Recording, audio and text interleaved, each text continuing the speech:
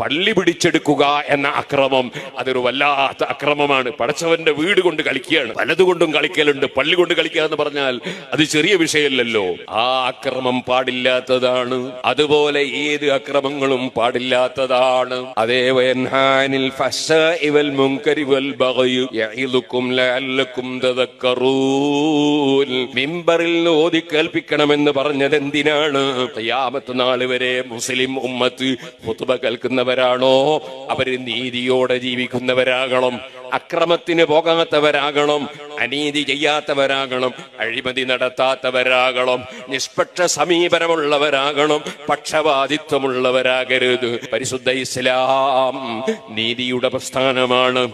അതേ ശരിയുടെ പ്രസ്ഥാനമാണ്.